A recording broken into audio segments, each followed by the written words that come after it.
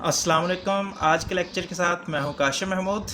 आज का जो हमारा डेटाबेस का टॉपिक है वो है डेटाबेस मॉडल्स। तो आज हमने डेटाबेस मॉडल्स के बारे में बात करनी है। तो पहले मैं जनरल आपको एक मॉडल की एग्जांपल दे देता हूं।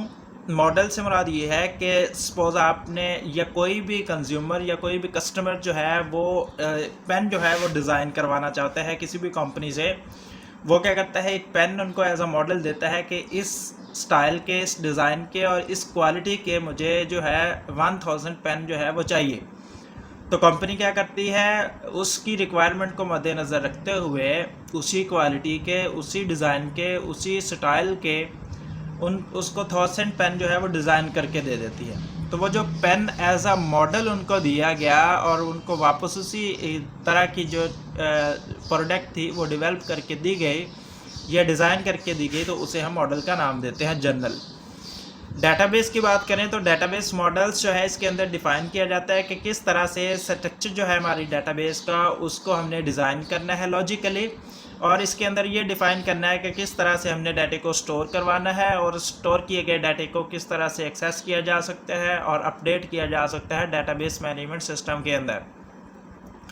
जब हम रिलेशनल मॉडल की बात करते हैं तो ये वाला जो मॉडल है डेटाबेस मॉडल्स में से सबसे ज़्यादा यूज़ होने वाला मॉडल है। बेसिकली इसके डिफरेंट टाइप्स हैं जिनको हम फर्दर वन बाय वन जो है डिस्कशन के अंदर लाएंगे।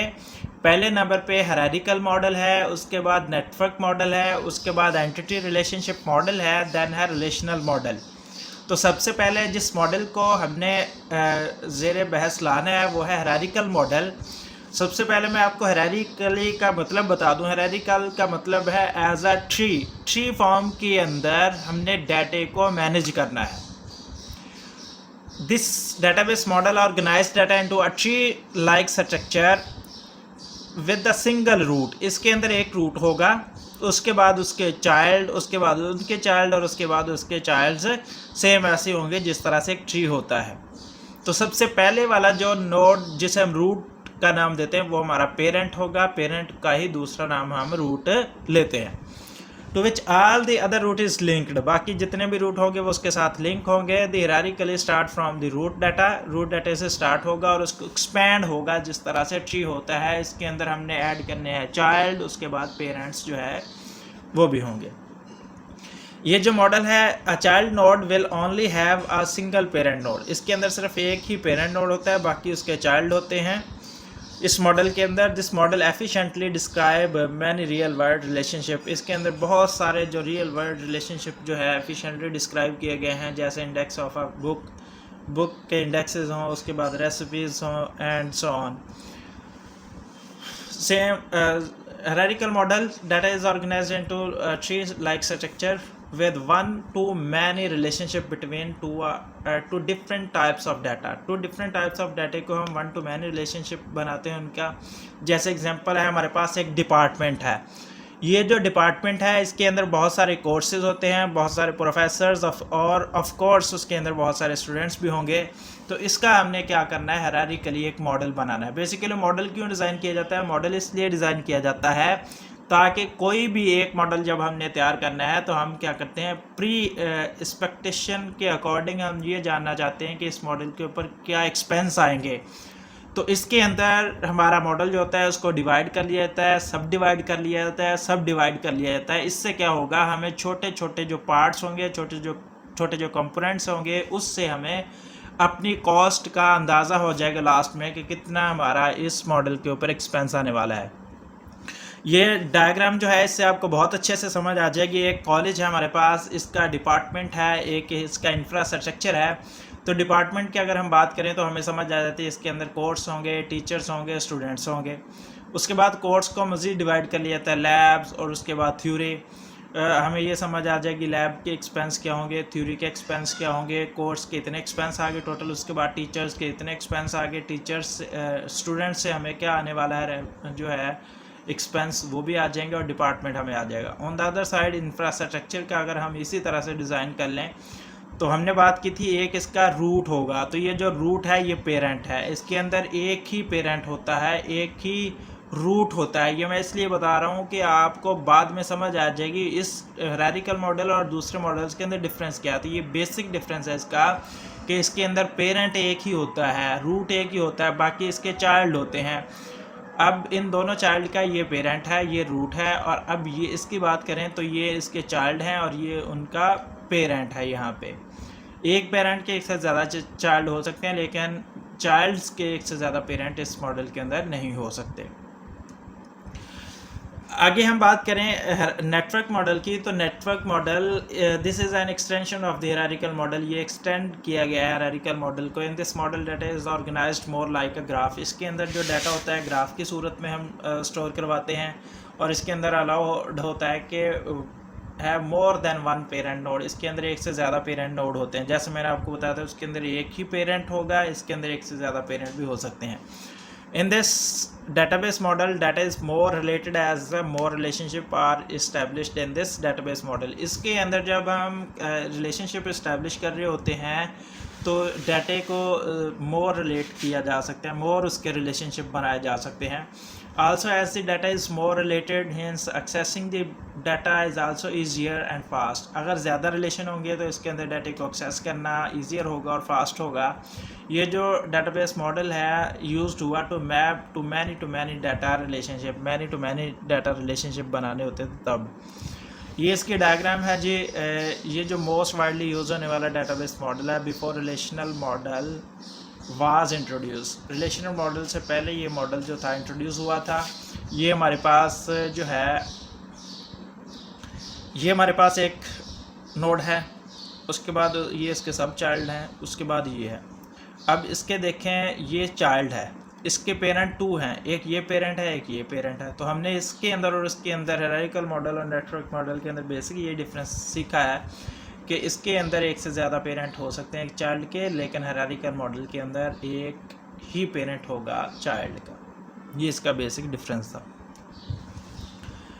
एंटिटी रिलेशनशिप मॉडल की अगर हम बात करें तो ये जो मॉडल है इसके अंदर क्रिएट किया जाता है, इसके अंदर डिवाइडिंग किया जाता है ऑब्जेक्ट को of inserting into entity, entity के अंदर इंसर्ट करने के लिए, and it's characteristic into attributes, और इसकी जो करेक्टरिस्टिक होती हैं एट्रीब्यूट्स उसको डिफरेंट एंटिटीज़ जो होती हैं वो रिलेट कर रही होती हैं यूजिंग रिलेशनशिप।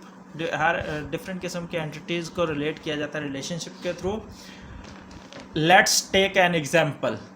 कहता है कि हमें इसके अंदर एक एग्जाम्पल देखते हैं। हमने क्या करना है, डिज़ाइन करना है एक स्कूल की डेटाबेस को। तो उसके जो हमारे पास एंटिटी होंगी वो स्टूडेंट है, उसके बाद ये एंटिटी विद एन एट्रीब्यूट्स, उसके बाद एंटिटी के अंदर जो एट्रीब्यूट्स होंगे उसके अंदर आ जाएगा नेम, एज और एड्रेस।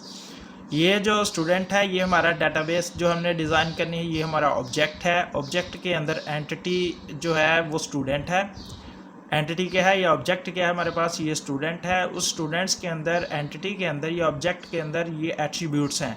एट्रीब्यूट्स कौन कौन से होंगे, स्टूडेंट का नेम होगा, एज होगा, एड्रेस होगा। और address is generally complex, it can be, address जो है ना वो कम्प्लेक्स है मज़ीद कहता है। तो सो दैट हम क्या करेंगे, उसको मज़ीद डिवाइड कर लेंगे एट्रीब्यूट्स के अंदर, जिसके अंदर उसका स्ट्रीट का नेम आ जाएगा, पिन कोड आ जाएगा, सिटी आ जाएगा, कंट्री आ जाएगा, and there will be a relationship between them. और हम अब फिर क्या करेंगे, उसका आपस में रिलेशन बना देंगे। अब ये हमारे पास एंटिटी रिलेशनशिप मॉडल की एग्जांपल है। ये नेम है, ये आईडी है, ये एड्रेस है, ये एज है। तो इसको हमने स्टूडेंट्स के साथ रिलेशनशिप इसका बना दिया, रिलेट कर दिया। तो इसे हम बोलते हैं एंटिटी रिलेशनशिप मॉडल। ये एंटिटी एक थी हमारे पास एड्रेस और एक था नेम, आईडी एंड एज, इसका हमने रिलेशन बना दिया। उसके बाद रिलेशनल मॉडल की बात करें तो इस मॉडल के अंदर data is organised into 2 dimensional tables. हम 2 डायमेंशनल टेबल के अंदर डाटा जो होता है वो ऑर्गेनाइज करते हैं और इस रिलेशनशिप को मेंटेन करते हैं bye storing the common field. एक फील्ड के अंदर हम स्टोर करते हैं। इसका जो बेसिक स्ट्रक्चर होता है डाटे का रिलेशनल मॉडल के अंदर, relational model and tables, all the information related to a particular type. इसके अंदर जो इन्फॉर्मेशन होती है वो पर्टिकुलर टाइप से रिलेटेड होती है जो हम रोज़ के अंदर स्टोर करवाते हैं टेबल की। Tables are also known as a relations. Remember कि हमने पहले भी बात की हुई है कि रिलेशन को हम टेबल को हम रिलेशन बोल सकते हैं। ये डायग्राम है जिससे आपको समझ आ जाएगी। इसके अंदर हमने बोला था कि 2 डिफरेंट टेबल्स के अंदर हम डाटा स्टोर करवाते हैं। इसके अंदर ये स्टूडेंट की आईडी है 1 2 3 4 और ये नेम है और उसके बाद ये एज है स्टूडेंट्स की। ऑन द अदर साइड अगर हम बात करें, इसके अंदर सपोज हमने कोर्स जो है और टीचर्स का डाटा रखा हुआ है, नेम रखे हुए हैं, जिसके अंदर स्टूडेंट की आईडी हमने ली, जहाँ से जस्ट आईडी ली, उसके बाद नेम कोर्स का रखा हुआ है, उसके बाद टीचर्स जो है रेलिवेंट वो हमने रखा हुआ है। अब हम क्या कर रहे हैं, रिलेशनल मॉडल जैसा कि नेम है, तो हम इन दोनों टेबल्स का रिलेशन बना रहे हैं ना सिंगल टेबल, ताकि हमारा कम से कम स्पेस के ऊपर डाटा हो जाए। यहाँ पे हमने यहाँ से क्या लिया, स्टूडेंट की आईडी ली, यहाँ से हमने स्टूडेंट की आईडी ली 1 1 1 2, उसके बाद ये सॉरी सब्जेक्ट की आईडी है ये वाली, ये स्टूडेंट आईडी है और ये वाली सब्जेक्ट की आईडी है।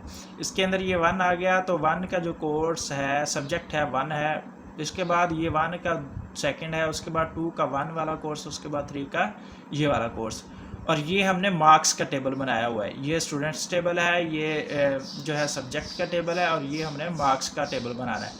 तो इससे हमने क्या रिलेट कर दिया है कि 1 का ये वाला जो 1 है, इसका सब्जेक्ट कौन सा 1 है, जावा, तो ये जावा के मार्क्स हैं। उसके बाद 1 ये स्टूडेंट्स है ऑकन का 2 सब्जेक्ट कौन सा, C++, उसके मार्क्स हैं। उसके बाद 2 नंबर पे क्या है, ये सेकंड नेम है, सेकंड नेम के हम बात करें तो सेकंड सब्जेक्ट कौन सा है, C++ है, तो सॉरी सेकंड का 1 है, ये सेकंड है, इसका सब्जेक्ट 1 है, तो जावा के मार्क्स लगे हुए हैं 76।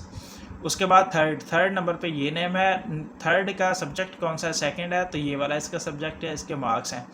तो जब हमने मार्क्स एक्सेस करने होंगे तो यहाँ से जस्ट उसका आईडी लेंगे, तो वो वहाँ से जाके उसके एक्सेस विद सब्जेक्ट बता देगा। तो इसे हम क्या बोलते हैं, रिलेशनल मॉडल का नाम देते हैं। आई होप सो कि आज के लेक्चर के अंदर आपको समझ आ गई होगी। अगर फिर भी अगर किसी किस्म का कोई क्वेश्चन हो तो आप पूछ सकते हैं। Thank you so much for watching this video. Allah हाफिज़।